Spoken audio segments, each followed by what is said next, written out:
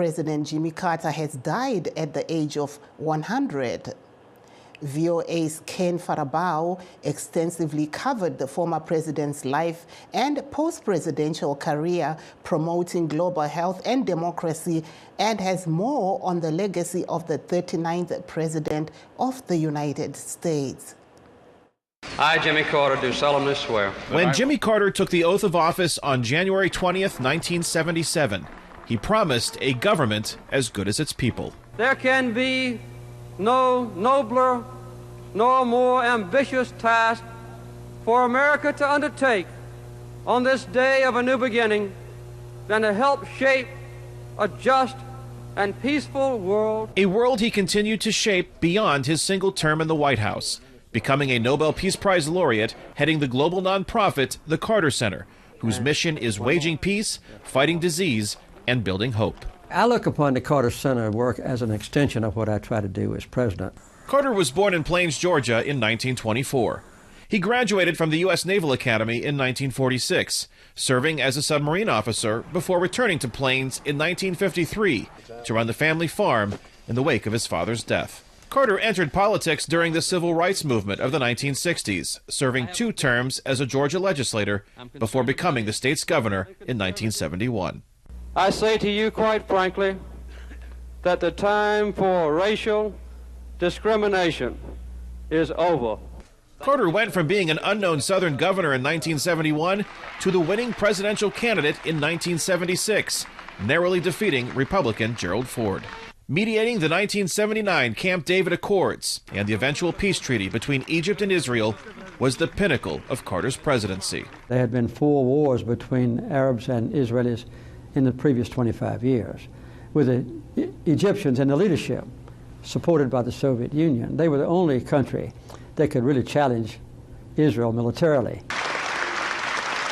Carter also negotiated a treaty returning control of the Panama Canal to Panama and established full diplomatic ties with the People's Republic of China. But the 1979 Islamic Revolution in Iran would change the course of his presidency. Protests led by Shiite clerics toppled the U.S.-backed Shah, who fled the country. Militants later stormed the U.S. Embassy in Tehran, taking 66 Americans hostage. In late November of that year, 13 hostages were released. In April 1980, Carter authorized a military operation to free the remaining hostages. It failed, and 8 U.S. service members died. Carter also faced challenges at home. Inflation and rising unemployment hobbled the economy, contributing to his 1980 election defeat to Republican Ronald Reagan. On January 20th, 1981, Reagan's inauguration day, Iran finally freed the American hostages. Carter, defeated and depressed, returned to Plains to plan his presidential library. I envisioned it to be a tiny thing, where I would have an office and some nice buildings in Atlanta. It became much more. A well-known global nonprofit, the Carter Center has monitored over 100 elections and mediated disputes ranging from a nuclear standoff with North Korea in 1994 to a peace agreement between Uganda and Sudan. The center also promotes health and fights illness in the poorest parts of the planet. Eradicating guinea worm disease has been a primary goal. There's only been one disease in the history of humankind ever eradicated, and that was smallpox, more than 30 years ago. So guinea worm is going to soon be the second disease in history to be wiped off the face of the earth. Carter's work helping humanity led to Oslo, Norway in 2002, where he accepted the Nobel Peace Prize. When I won the Nobel Peace Prize, for instance, it was because of the work of the Carter Center. So I would be perfectly satisfied to have a legacy based on peace and human rights. I mean, who would? Carter led an active life into his 90s, surviving brain cancer in 2015. But declining health and the 2020 global coronavirus pandemic kept him confined to his hometown of Plains in his final years. In one of his last public media appearances, Carter shared with VOA his hopes for the future. Well, I would like to see the United States in the future strive to be the #1 champion in the world of peace and human rights and environmental equality, and I would say treating everybody equal. If we could do that, we'd have a real superpower in the country that I love very much. Carter lived the longest of any occupant of the White House, And his 76-year marriage to wife Rosalind is the longest of any president and first lady. Kane Fairbaugh, VOA News, Plains, Georgia. And for 17 years, VOA correspondent Kane Fairbaugh has covered the life and legacy of Jimmy Carter, developing a close friendship with America's 39th president. He shares his personal reflections about the late world leader and influential humanitarian. So start on that camera. When we first met in 2006 during one of his book tours, I had not yet interviewed a former president. I was nervous. Jimmy Carter, on the other hand... It's also not the first time you've probably done this. No, it's not the first time. Over the course of nearly 2 decades and dozens of one-on-one interviews, Carter became more than just the subject of my news reports. He became a friend to me and my family, and even spent time with my children, including my eldest son, Lucas. I want to shake hands with you. Your father's one of my best friends. You like him too? Is he a good father or not? My desire to better understand the 39th president's life and legacy brought me to events and symposiums around the country organized by the Carter Center, his global nonprofit organization. I came to know a punctual man more interested in concrete results than the optics or politics surrounding them. A supremely humble and patient citizen of the world who made time for everyone who sought him out. All right, everybody look this way. Good. I also collected and read books, those he wrote and those written about him. And I often visited Plains, Georgia, to see him teach Sunday school. Since we are given this free gift of God, we should be what? Joyful and happy and thankful, right? And participated in events hosted in his hometown. When I teach, Plains prospers. Initially, I didn't know anyone in Plains except the former president and his wife, former First Lady Rosalind Carter. But I was welcomed like a neighbor by those close to him, and through the years, forged friendships that endure today. You see what my family was like. Aren't you all amazed that I became president? My friendship with Carter led to hosting panel discussions and participating in town hall meetings, personal dinners, fishing trips, and book signings across the country. I saw the clip about releasing the sea turtles. That must have been exciting, right? For our grandchildren, Yeah. our great-grandchildren.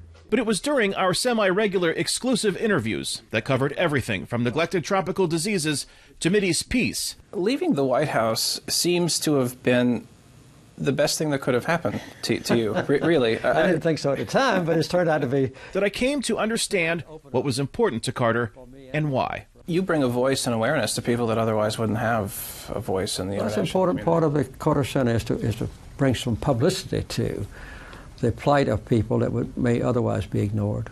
Some might think my friendship with Carter would prevent me from reporting on him objectively. However, I did not avoid difficult or controversial topics with him.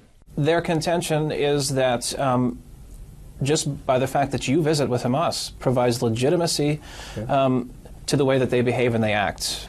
You know, first of all, my visit didn't legitimize or delegitimize anybody. Our friendship also didn't prevent me from covering Carter's difficult moments, such as his 2015 announcement he was dealing with life-threatening cancer. President Carter, Kane Fairbaugh with Voice of America. Okay. I wanted to ask, what has been the most difficult part about the news for you? The liver surgery was fairly extensive. They removed about 1/10 of my liver, I understand. President Carter survived his battle with cancer, but suffered further health setbacks. Despite falling and fracturing his hip in 2019, Carter did not cancel our interview ahead of his 95th birthday. Hi, Gabe. Good morning, President Carter. How are you? I'm fine. It's so good to see you. You look snazzy this morning. Well, not as good as you. In 2011, President Carter's son Jeff wrote a book documenting the ancestry of his parents. While reading it, I discovered I had an even stronger connection to President Carter.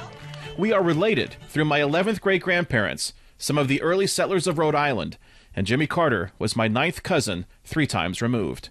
But beyond an ancestral connection, while he is remembered as a peanut farmer, submariner, governor, artist, fisherman, Nobel Peace Prize recipient, carpenter, global humanitarian, and He's often referred to as the greatest ex-president. Yeah, and I don't like that.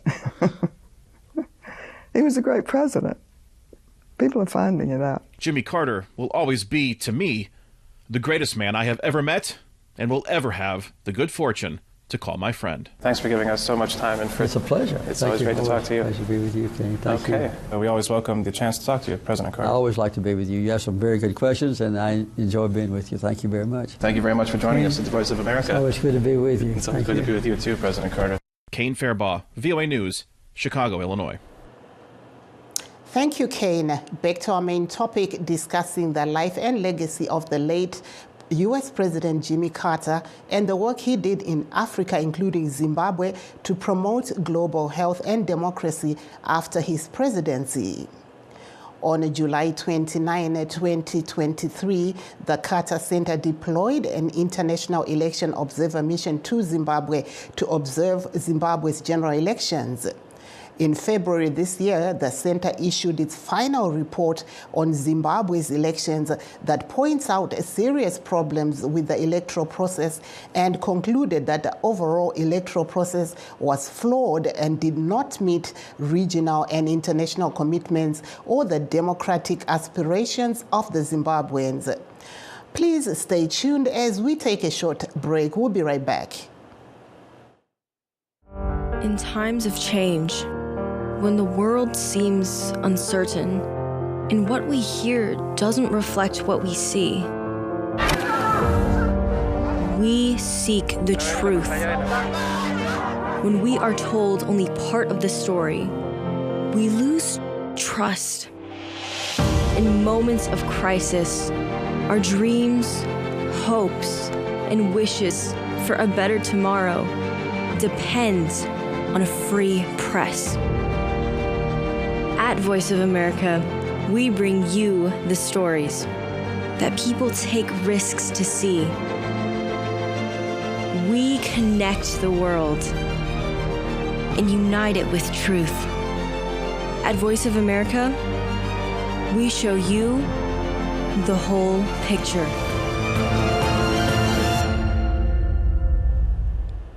For those that have just joined us, please note that we are streaming live on all our Facebook pages, VOA Shona, VOA Studio 7, and VOA Ndebele.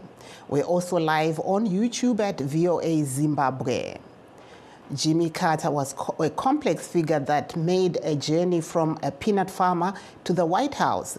He was a testament to the strong values, unwavering commitment to public service, and unshakable optimism. As we delve into his life and legacy, we are joined by Dr. Chipo Dendere, a teaching professor at Wesley College in Boston. We also have political analyst and youth advocate Mr. Clayton Gonese and programs director of the Zimbabwe Network of Social Justice, Mr. Tendai Mbofana. Welcome to the show. Thank you so much. Thank you very much, my sister. Thank you. We'll start off with you, Dr. Dendere. What would you say about the life and legacy of the late U.S. President Jimmy Carter? Hi, thank you, Marvelous. I think Jimmy Carter was obviously one of the best U.S. presidents that we've experienced, and what made him so different from other leaders, I think, is that he lacked the big ego that often comes with being a politician. He was kind, he was hardworking, he was a humanitarian. He's the president who spent the most years in retirement, 43 years total. And during that time, you talked about his work with the Carter Center, where the objective was to ensure that elections around the world were free and fair. And he also did a lot of work with Habitat for Humanity, which has completely changed the trajectory of many people's lives by providing them with decent housing. Thank you so much. I'll come back to you. Mr. Mbofana, you're on the ground there in Zimbabwe. How are people reacting to the death of Mr. Carter? Thank you so much, Mavi. From what I've gathered so far, with issues that are bedeviling Zimbabwe and Zimbabweans, I don't think the Carter issue is particularly making headlines, to be honest. It's not really a topical issue. But for those who do follow international news, global news, it is something that caught our attention because you would know that he played a very crucial role in the independence that we attained in 1980. So for those of us who are in the know would know that this man is a giant. Before he came to be the U.S. president in 1977, the U.S. policy towards Rhodesia at that time was not very firm against the colonial regime, although the Rhodesian government had been declared illegal by the United Nations after the unilateral declaration of independence in 1965. But you'd find that the United States was quite reluctant in ensuring that those sanctions were enforced against Rhodesia. But with the coming of Carter in 1977, you find that the United States sort of changed its outlook, especially towards Africa and Rhodesia in particular. The Carter administration did enforce the trade embargo, the sanctions against Rhodesia, and that played a major role in forcing the Ian Smith regime to come to the negotiating table. Of course, there was also the Margaret Thatcher angle from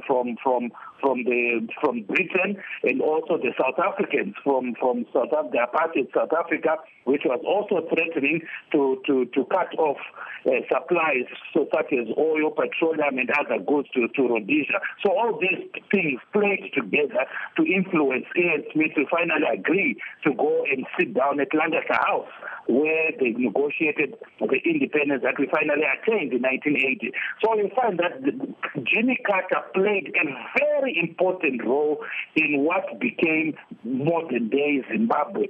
Arguably, the United States being the superpower that it was then and that it is still today, if Jimmy Carter had not come on board and the United States continued with its reluctancy to take firm action against Rhodesia, maybe the independence that we know today would have been delayed or might not have even happened at all. So we do owe people like Jimmy Carter a lot for the independence that we attained in 1980. So for those on the ground in Zimbabwe who might not know some of these nuances and some of these facts, it would be very important for them to know that the liberation of Zimbabwe, unlike what we are constantly fed here in Zimbabwe, the propaganda that it was only a Zanla thing and so forth, they fought, they defeated the British and so forth in the bush.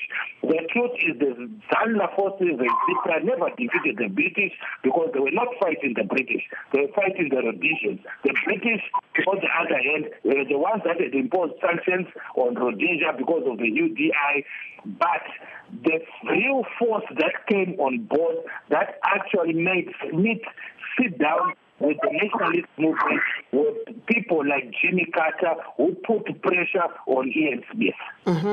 Asi mungati vanhu vanoziva here mabasa akabatwa navaCarter panyaya iyo yekurwira nyaya yeutongi hwechechetere muZimbabwe?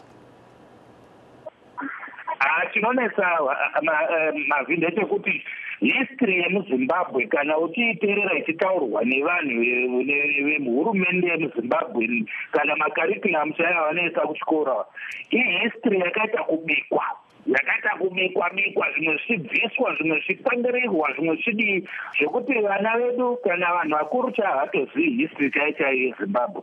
Sekutaura kwanaita panachitaura nechingezi, history yatinoudzwa isusu muZimbabwe ndeyekuti nyika ino yakarwirwa kunyanyanyanya nezanla neparutivo ZIPRA, ndekuti ZIPRA inotoitwa senge hapana zvayakaita, iyo yakatoita basa guru stereki pakurwira nyika ino, asi vanoita senge vakarwa hondo, ndo vakakunda varungu, vanototi vakakunda maBritish. Saka munotozoona kuti vanhu vemuZimbabwe havazozivi chokwadi chakaitika, kuti zanla chai hapana hondo yakahwina, hapana. Ndosaka vachichema nezvenyadzonya, vanochema kuti chimoyo, vanochema kuti mboroma, kungorohwa chete vatingorakashwa, vatingobhobhwa kuti zvino kana muri makadhifita Smith bheto imwe chete zvaya makahwina ndeipi? Tibotiudzai, munongochema zvekubhombewa chete. Ko imwe tibotiudzai imwe yamakahwina chete, munozwa takarova mabhunu pakati, takarova mabhunu pakati, takarova mabhunu pakati tichihwina, hapana. saka vakazovadya seiko vana Smith vacho kuti vazoenda kuLancaster House kana ivo vezanda varivo vaingobhombewa chete pasina pavanobhotudzwa pavaihwina. Chokwadi ndechekuti chakaita kuti Zimbabwe pazoita independence nevanhu vakaita sana Jimmy Carter, America as a superpower, kuBritain wokwakauya naMargaret Thatcher, ndo vakakwanisa kuisa pressure yakaomarara semasuperpower vakaisa pressure pana vanhu vakaita saSmith. Smith ndo paakazobvuma kuti aende kunotaura nemanankomo nanaMugabe kuLancaster House. Saka izvozvo zvechokwadi ichocho hachiudzwi vanhu, hachitaurwi. Ndo chokwadi chakakuto nekushayika kwaitwa Carter ndo zvinhu zvinofanira kudzidziswa maZimbabwe kuti independence yakanyatsouya sei muZimbabwe. Vanhu haina bobvira yakundira varungu kana kuti mabhunu acho akaita sana Carter vasana Margaret Thatcher nana Vorster kuSouth Africa ndo vakatoita kuti independence iuye muno muZimbabwe nekuti vakazonyatsobata Smith pakunyatsomubata pahuro kuti kuti aiwa iwe titaura ndigara pasi utaure nevanhu ndo zvakazoita kuti independence uye muZimbabwe. Ndo chokwadi tinofanirwa kuve tichidzidzisa vana veZimbabwe kuti vanyatsodzwisisa history yedu chaicho. Thank you so much. Over to you, Mr. Gonese. You are a youth advocate yourself. What's your take on the life and legacy of the late President of the U.S., Mr. Carter? All right. The life of the former President of the United States, Jimmy Carter, is an inspiration to the youth. Because, former President Jimmy Carter, despite the fact that he received, the West approval rating during his presidency, you are going to see that after exiting the presidency, he became one of the greatest advocates for peace. He became one of the greatest humanitarians. So you will see that for his efforts in trying to bring about peace, equality, and fraternity in a world that is often overshadowed by darkness, wars, and other vices, we can see that he is an inspiration to the youth. Thank you so much. Coming back to you, Dr. Dendere, I saw on your Facebook profile, you had pictures with the late president. Tell us a little bit about that. What was it like meeting with him, and what was that occasion? Yes, so when I was a junior in college, for our listeners, I came to university in the United States. So during my third year, many of us would take what we call internships, where you work with an organization, and I was lucky enough to be selected to work at the Carter Center, the Presidential Library, the institution. And while I was there, I did work with their team working on Palestine. And as I've been reminiscing about that time, my first day at the Carter Center, in fact, much of his leadership had just quit because his book, Peace Not Apartheid, had come out. You will have known that Jimmy Carter had very strong views on the Israel-Palestinian situation. He called what is happening in Palestine apartheid, and that is something that he stood with. He really did believe that the rights of Palestinians were being violated by the apartheid system. I also got to work on Sierra Leonean elections during that time. Those 2007 elections, preparing the observation team that would then travel to Sierra Leone. And after my internship, I stayed in touch with the Carter Center. In 2017, I was invited to join the president and his donors for one of their retreats, where I gave remarks on the impact of the Carter Center in my life and how working for President Carter had shaped the trajectory of my career. To me, being interested in understanding more how democracy works on the continent or how it's not working. And I distinctly remember during my time with him, I was able to have conversations about Robert Mugabe's visit to the White House because President Carter was one of the first world leaders to invite Robert Mugabe abroad after we gained independence. And he shared with me that at the time, they had really believed that Zimbabwe had taken a turn for the best and that there was quite a strong belief that Zimbabwe would do well. So in the 1980s, Jimmy Carter and others had, strong hopes that Zimbabwe could push forward and become a democratic state. And like many others, he was disappointed by the turn of events in our country. The Carter Center was one of the organizations that would get kicked out during the observation mission, I believe, in 2002. So he kept an eye on what was happening in Zimbabwe during his time and when he was still doing much better. Thank you so much. Coming back to you, Mr. Mbofana, you just heard what Dr. Dendere has just said. Can you also just chip in there on your views as we move forward? Yes, thank you so much, Mami. Moving forward, I would really want us as Zimbabweans to embrace people who have shown that they have a genuine interest for the people of Zimbabwe. One of those people is undeniably Jimmy Carter. As already been alluded to, after even independence that I talked at length about, with the establishment of the Carter Center, they've been at the forefront of advocating for democracy, for the rule of law, for the respect of human rights in African countries, not just Zimbabwe, but throughout the world, in fact, and the continent. So here in Zimbabwe, unlike what we've been made to believe that anyone who holds our government to account, even with the election, the observer mission, the Carter Center observing our elections and indicting them for falling short of regional and international guidelines on democratic elections, it doesn't mean that they hate us. We should do away with that propaganda that anyone who holds this Zimbabwe government to account is the enemy of the people of Zimbabwe. No, the person who holds the government of Zimbabwe to account is a friend of the people of Zimbabwe, because they want to see those ideals of the liberation struggle that thousands of people perished for, that people like Jimmy Carter worked so hard. Remember, when he came in and decided to support the independence of Zimbabwe, that didn't go well with quite a huge section of American population. That could have even played a part in his one term as the United States president. I know there were other issues, the economy and so forth, but the very fact that Jimmy Carter was bold enough to support Zimbabwe's independence was not a very popular move within America itself. So this is someone who put out his neck out there to risk for the people of Zimbabwe, to risk his own popularity back home, so that the black people of this country could finally enjoy their independence, democracy, equitable distribution of resources and everything. So when we see the Carter Center coming in today and saying elections in Zimbabwe were not free and fair, it is because Jimmy Carter, at the core of his heart, wanted the people of Zimbabwe to enjoy the fruits of the independence. So he is a friend of Zimbabwe, and we have to always remember that and to give him Sandozake. Let's honor him. Let's give him that respect. The real heroes of this country and our independence, more than some of these people at the National Heroes Acre. So when we look at the history of our country, we shouldn't put everything in a political sense. Which is just this land, and anyone, Murungu or my British or my American, is an enemy. There are people who really sacrificed a lot to push for this country's independence. Despite the fact that we are not really enjoying our independence, but we have it.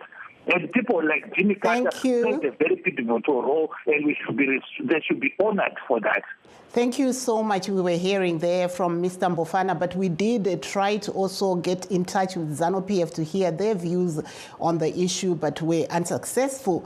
At this point, we'd like to thank Dr. Chipo Dendere, the teaching professor at Wesley College in Boston, and also thanks to Mr. Clayton Gonese for being on our program. And last but not least, thanks to Mr. Tendai Mbofana, the programs director of the Zimbabwe Network of Social Justice. And that brings us to the end of our show. Signing off in Washington, I'm Marvelous Mhlanganya Huye.